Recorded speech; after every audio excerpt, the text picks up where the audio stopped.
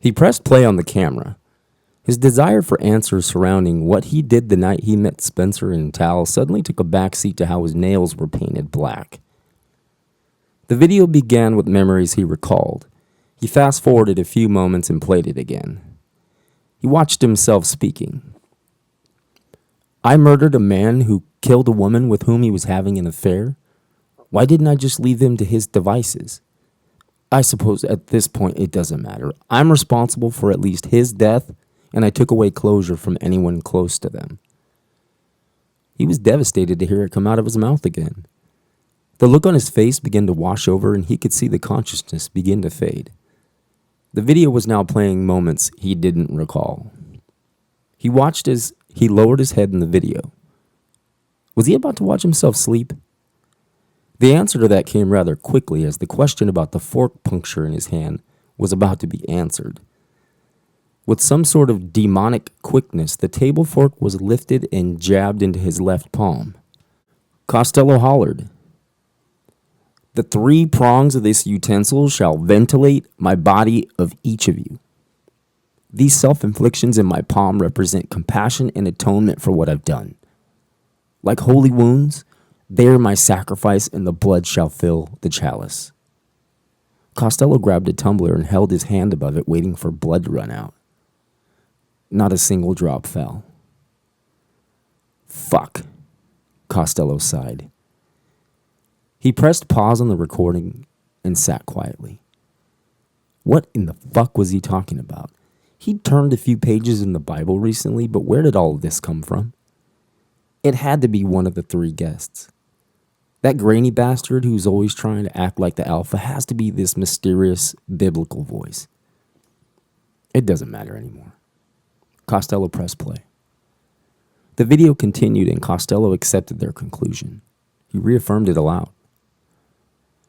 I've come to terms with what you were telling me. I take full responsibility for what I've done. Just leave me. Costello sat quietly for a few seconds on the video. He thanked them as it appeared he was watching them leave.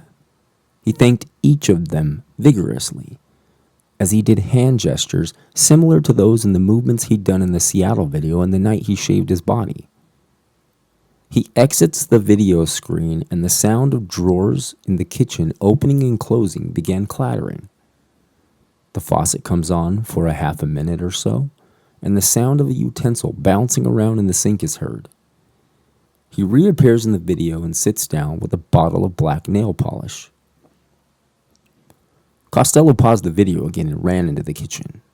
He started rifling through drawers. There was a bottle of nail polish. It was Jenna's. This ended his search for any other explanation.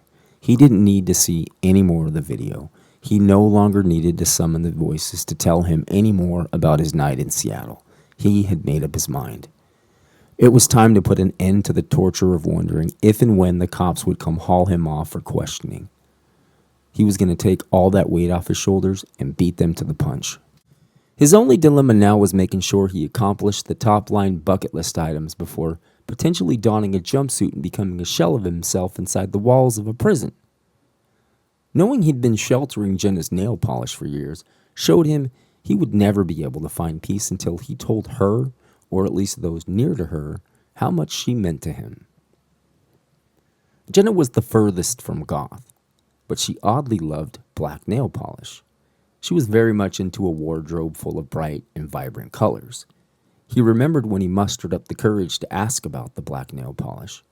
She was leaning against the kitchen counter, applying it on a stifling July Sunday. When he asked Jenna, she was thrilled to give her explanation. Jenna said, "Do you know your fingernails use less oxygen than your brain for growth? So even though it might not be much growth, your nails continue on after you die." She insisted it was a representation of life after death. Costello gazed at her with amazement and asked, "Are you serious?" Jenna got a nice laugh and stared at Costello as he waited for a response. She looked into his eyes and lurched closer. She said, "Nope, black just matches everything." Costello instantly felt as though he was impervious to gravity. Years of complex analysis about existence that clearly crossed his wires and triggered bout after bout of anxiety and agoraphobia, all boiled down to basically overthinking everything. The granular things, like having your keys out and being ready to open your door before you get there, were all so pointless. Elevating yourself based on a level of meticulousness that seemed like it was all so critical to his existence was now glaringly just every reason he couldn't find peace. There would be no internal moral battle for Costello. He was committed to the truth, regardless of the outcome. However, he was going to give himself peace before handing himself over. There was no doubt in his mind what the crown jewel of spoiling himself was. Doctor after doctor limiting his cycling miles, erring on the side of caution to protect him from any cardiac trauma. It was time to get another opinion. Regardless, Costello immediately knew he was going to tour his bike across the country to Maine. He had the money and now the stoicism to fucking do it.